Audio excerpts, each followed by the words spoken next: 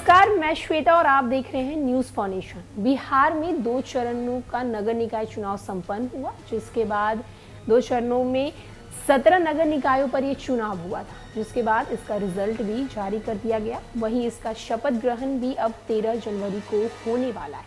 लेकिन हम आपको नगर निकाय चुनाव से लेकर एक ताज़ा अपडेट बताने वाले हैं, जो अब 2 चरणों के मतदान के बाद अब तीसरा चरण भी हो सकता है। जी हाँ, तीसरा चरण की जो घोषणा है वो फरवरी में की जा सकती है।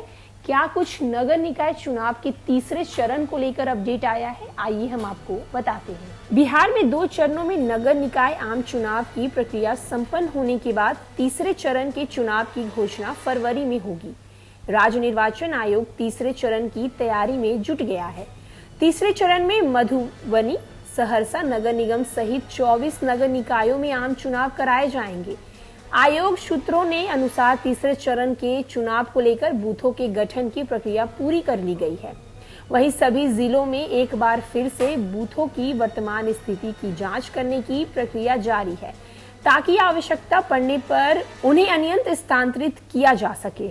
आयोग के अनुसार 15 जिलों के 2 नगर निगम, 13 नगर परिषद और 9 नगर पंचायतों में आम चुनाव तीसरे चरण में होंगे। ये इस प्रकार है: पटना नगर परिषद मनेर, बक्सर नगर परिषद इटाढ़ी, नगर परिषद डुमरा, नालंदा नगर परिषद राजगीर, नगर परिषद इस्लामपुर, गोपालगंज नगर पंचायत हथुआ, नवादा नगर परिषद हिसुआ, मुजफ्फरपुर नगर परिषद काटी, नगर परिषद मोतिहारी, पश्चिमी चंपारण नगर परिषद मछरा गांव, शिवहर नगर परिषद शिवहर, दरभंगा नगर पंचायत घनश्यामपुर, नगर पंचायत अमतौल अहियारपुर, नगर परिषद जालिन, नगर पंचायत बिरौल, मधुबनी नगर निगम मधुबनी, नगर परिषद झाझरपुर, मुंगेर नगर परिषद हवेली खड़गपुर, नगर पंचायत अशरगंज, नगर पंचायत लखीसराय, नगर परिषद बड़हिया,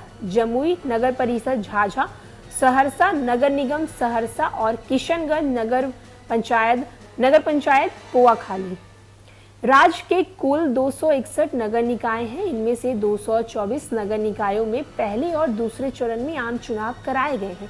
तीसरे चरण में 24 नगर निकायों में आम चुनाव के बाद शेष 13 नगर निकायों का कार्यकाल समाप्त होने के बाद वहां चुनाव कराया जाएगा। वहीं नगर निकाय के पहले और दूसरे चरण के चुनाव के बाद अब फरवरी में तीसरे चरण के चुनाव की भी घोषणा की जा सकती है, जिसके बाद तैयारी पूरी करने को कहा गया है। वहीं आपको हम बता दें कि नगर निकाय चुनाव के पहले और दूसरे चरण की जो चुनाव थी उसके मतदान की प्रक्रिया संपन्न हुई, उसके बाद रिजल्ट भी घोषित कर दिया गया।